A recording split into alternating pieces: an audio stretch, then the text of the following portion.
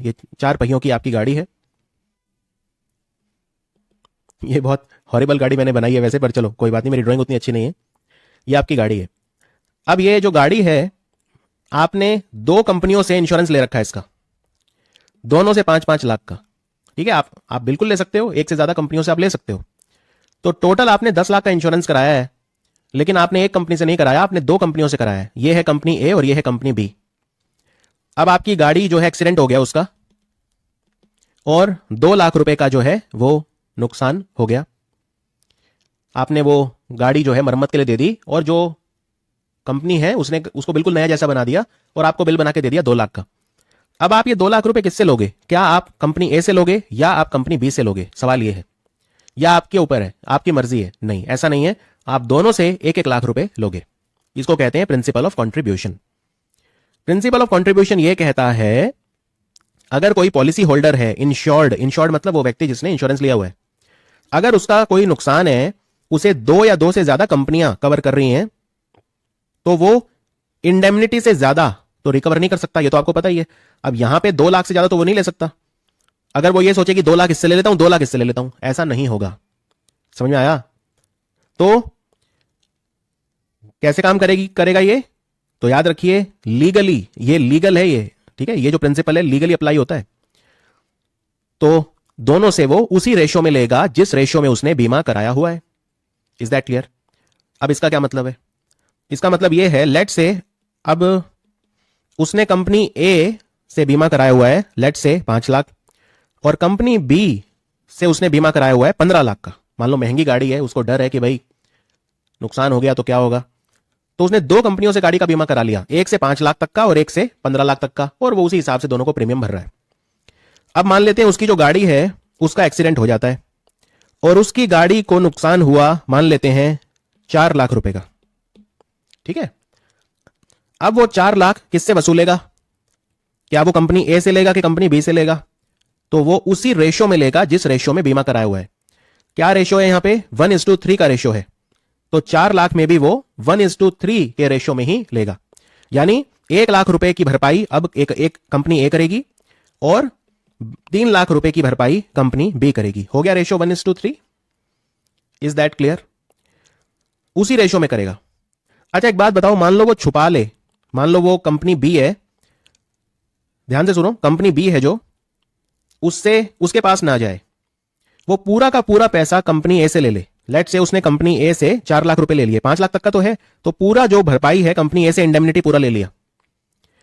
बाद में company B को पता चलता है, बाद में जो है कंपनी ए को पता चलता है कि उसने कंपनी बी से भी इंश्योरेंस कराया हुआ है, तो कंपनी ए जो अमाउंट है कंपनी बी से वसूलने के लिए लीगली वो उससे ले सकती है, क्योंकि कंपनी ए का इसमें नुकसान हो रहा है। कंपनी ए से ही ले लिया इसने पूरा 4 लाख, लेकिन कंपनी बी से भी लेना चाहिए था, लेकिन इसने कंपनी बी से नहीं लिया। लेकिन अगर कंपनी ए को ये पता चल जाता है कि कंपनी बी से भी उसने इंश्योरेंस करवाया हुआ है, तो फिर उसी रेशो में कंपनी ए बी से वसूली कर सकती है, और बी ना दे तो फिर बी पे केस भी कर सकती है। इसको बोलते हैं principle of contribution. Principle of contribution यह कहता है कि अगर किसी व्यक्ति ने एक या एक से ज्यादा कंपनियों से उसी चीज का इंश्योरेंस कराया हुआ है, तो जब क्लेम होगा तो वो सेटल होगा उसी रेशो में जिस रेशो में इंश्योरेंस कराया हुआ है। ठीक है, और ऑब्वियसली जितना नुकसान है उससे ज्यादा तो नहीं ले सकता इंडेमनिटी, प्रिंसिपल ये कहता है, और जितना भी वो भरपाई होगी वो उसी अनुपात में वसूला जाएगा, उसी रेशो में कंट्रीब्यूट होगा जिस रेशो में उसने बीमा कराया हुआ है। तो इसको कहते हैं प्रिंसिपल ऑफ कंट्रीब्यूशन। आइए अब चलते हैं अगले सिद्धांत पे इंश्योरेंस के, जिसका नाम है प्रिंसिपल ऑफ सबरोगेशन। ये जो वर्ड होता है सबरोगेशन, इसका मतलब क्या होता है? सबरोगेशन का मतलब होता है कि एक व्यक्ति के जो अधिकार हैं जब कानूनी तौर पर दूसरे व्यक्ति को दे दिए जाते हैं, उसको सबरोगेशन कहा जाता है। Is that understood?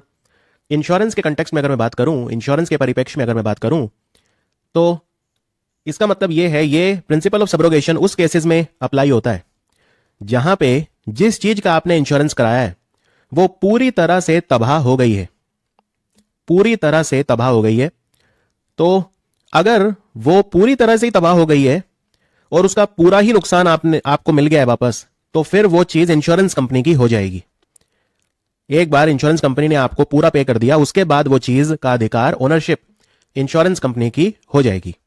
अब इसको कैसे समझें?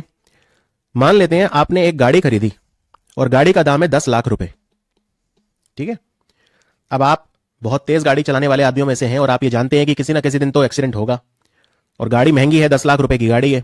तो आप किसी इंश्योरेंस कंपनी के पास गए और आपने पूरा 10 लाख रुपए का इंश्योरेंस करा रखा है कि भाई देखो पूरा 10 लाख रुपए का इंश्योरेंस है और उसी हिसाब से आप साल का 15-20 हज़ार रुपए प्रीमियम भर रहे हैं, ठीक है। अब मान लेते हैं किसी दिन एक्सीडेंट हुआ बहुत ही भयंकर और आपकी पूरी गाड़ी तबाह हो गई, बिल्कुल टोटल एकदम तबाह हो गई। तो इंश्योरेंस कंपनी जो है उसने आपको पूरे 10 लाख रुपए दे दिए। तो उसके बाद इस जली हुई गाड़ी का या जो डैमेज्ड गाड़ी है इसका क्या होगा? तो आप ये जो डैमेज्ड गाड़ी है इसके बचे हुए जो भी स्पेयर पार्ट वगैरह हैं, अगर कुछ बचे उनको बेचकर कुछ पैसा कमा सकते हैं? तो आंसर है नहीं। अब ये जो डैमेज्ड गाड़ी है, क्योंकि आपको अपनी गाड़ी की कीमत का पूरा पैसा मिल गया है, अब ये जली हुई गाड़ी या जो डैमेज्ड गाड़ी है ये अब इंश्योरेंस कंपनी की हो गई है। अब इंश्योरेंस कंपनी इसको बेच के थोड़ा बहुत अपने नुकसान की भरपाई कर सकती है, लेकिन आपका इसके ऊपर कोई अधिकार नहीं है, क्योंकि ये प्रॉपर्टी अब सबरोगेट हो गई है। इसको कहते हैं प्रिंसिपल ऑफ सबरोगेशन। समझ में आया प्रिंसिपल ऑफ सबरोगेशन क्या होता है? तो प्रिंसिपल ऑफ सबरोगेशन ये होता है, अगर जनरली अप्लाई होता है नाव के केस में, मोटरसाइकिल, ऑटो, इनके केस में जनरली प्रिंसिपल ऑफ सबरोगेशन ये कहता है अगर आपकी जो व्हीकल है वो डिस्ट्रॉय हो गई है पूरी तरह से टोटली, तो इंश्योरेंस कंपनी आपको जब एक बार कंपनसेशन दे देगी उसका, तो उसकी ओनरशिप इंश्योरेंस कंपनी को ट्रांसफर हो जाएगी। यानी जो भी आपका इंश्योर्ड प्रोडक्ट या इंश्योर्ड ऑब्जेक्ट है, जिसकी भी इंश्योरेंस आपने कराई है, एक बार जब आपको उसका पूरा कंपनसेशन मिल गया तो वो प्रोडक्ट जो है वो इंश्योरेंस कंपनी का हो जाएगा। ये क्यों किया गया है?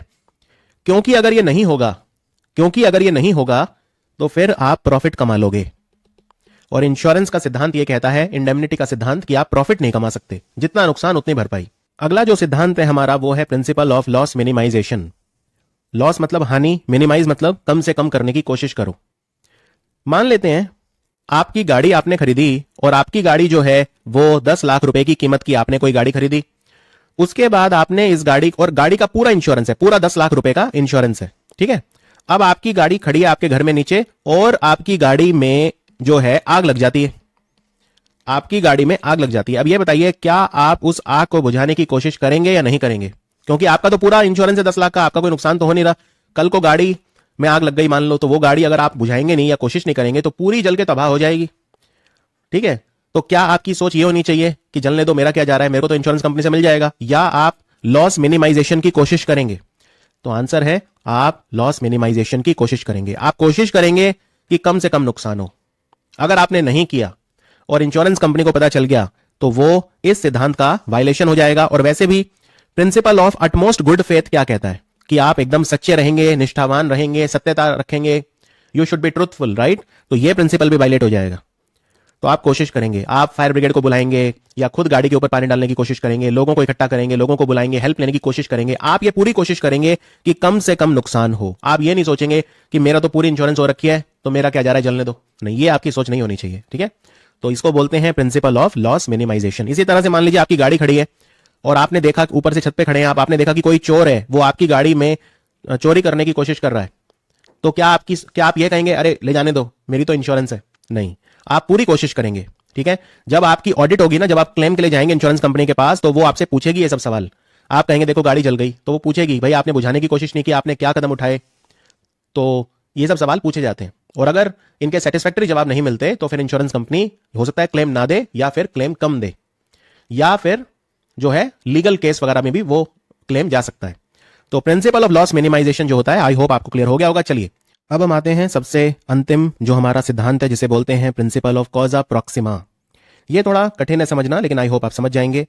देखो, जब भी कोई नुकसान होता है ना, तो ये देखा जाता है किस कारण से हुआ, ठीक है। और अगर उस कारण का इंश्योरेंस आपने लिया हुआ है तो आपको क्लेम मिलेगा, वरना आपको नहीं मिलेगा।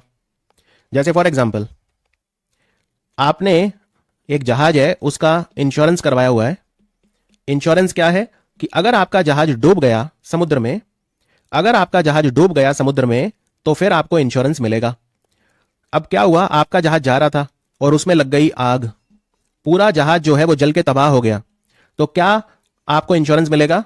अब यहां पे जहाज जो है, आपका जो सामान नुकसान हुआ है उसका भरपाई कंपनी नहीं देगी आपको, क्योंकि जो कारण है, जो सबसे निकटतम कारण है, प्रॉक्सिमेट कॉज या कॉजा प्रॉक्सिमा जिसे बोलते हैं, आपका सामान का नुकसान होने का निकटतम कारण क्या है? यहां पे सामान है आपका जहाज, या जो जहाज के अंदर भी सामान होगा, दोनों ही बर्बाद हो गए। तो आपने इंश्योरेंस करवाया था अपने जहाज का, तो सामान यहां पे हो गया जहाज, ठीक है। अब आपका यह था कि अगर आपका जहाज डूब गया तो कंपनी आपको इंश्योरेंस देगी, लेकिन यहां पे डूबने की वजह से जहाज के आपका नुकसान नहीं हुआ, आपका नुकसान हुआ है जहाज के जलने से, और फायर इंश्योरेंस आपने नहीं लिया हुआ था, समझ में आया? तो कंपनी आपको क्लेम नहीं देगी। हाँ, जहाज डूबता तो कंपनी आपको क्लेम दे देती, ये कंपनी नहीं देगी। तो निकटतम कारण जो होता है ना, वो इन्वेस्टिगेशन के बाद पता चलता है, प्रॉपर इन्वेस्टिगेशन होता है और उसके बाद पता चलता है कि निकटतम कारण जो है वो क्या था। और निकटतम कारण का अगर आपने इंश्योरेंस लिया हुआ है तो फिर आपको क्लेम मिलेगा, वरना आपको क्लेम नहीं मिलेगा। आइए एक दो एग्जांपल और समझते हैं। मान लो एक पर्सन है और वो अपनी गाड़ी चला रहा है। इस पर्सन ने एक्सीडेंटल डेथ इंश्योरेंस लिया हुआ है कि अगर एक्सीडेंट में इसकी डेथ हो जाएगी तो पैसा मिलेगा, ठीक है, उसके परिवार को पैसा मिल जाएगा। ये पर्सन गाड़ी चला रहा है, गाड़ी चलाते चलाते अचानक इसको हार्ट अटैक आया, और हार्ट अटैक आने के कारण गाड़ी एकदम से संभली नहीं, क्योंकि पर्सन चला रहा है और उसी को एकदम से हार्ट अटैक आ गया, तो गाड़ी संभली नहीं और साइड के जो है गड्ढे में जाकर गिर गई और उसमें आग लग गई, और इस वजह से उस पर्सन की डेथ हो गई, ठीक है। अब उसकी फैमिली गई एक्सीडेंट डेथ का क्लेम लेने, तो इन्वेस्टिगेशन हुआ, ऑडिट हुआ। ऑडिट में यह पता चला कि इसकी जो डेथ है ना वो हार्ट अटैक की वजह से हुई है, जो निकटतम कारण है वो हार्ट अटैक है, ना कि गाड़ी का गड्ढे में गिरना और आग लग जाना, ठीक है। तो हार्ट अटैक प्रॉक्सिमेट कॉज जो है, जो डोमिनेंट कॉज है, वो हार्ट अटैक है, तो ये क्लेम नहीं मिलेगा उसे, एक्सीडेंट डेथ का क्लेम नहीं मिलेगा, क्योंकि यहां पे जो डेथ हुई है उसका जो निकटतम कारण है, प्रॉक्सिमेट कॉज है, वो हार्ट अटैक है, ना कि गाड़ी का एक्सीडेंट होना, तो एक्सीडेंट डेथ उसे नहीं मिलेगा। तो जब भी कोई डैमेज होता है किसी पर्सन को, जान का या माल का, एक से ज्यादा कारणों की वजह से, तो इन्वेस्टिगेशन में जो निकटतम कारण है वो सुनिश्चित किया जाता है, और अगर निकटतम कारण का इंश्योरेंस है तो उसे फिर वो मिलेगा, वरना नहीं मिलेगा। तो ये थे हमारे 7 प्रिंसिपल्स ऑफ इंश्योरेंस। मैंने काफी डिटेल में आपको समझाए हैं, काफी कंसेप्चुअली समझाने की कोशिश की है। कोई भी डाउट हो तो आप मुझे मैसेज कर सकते हैं। इन पे एक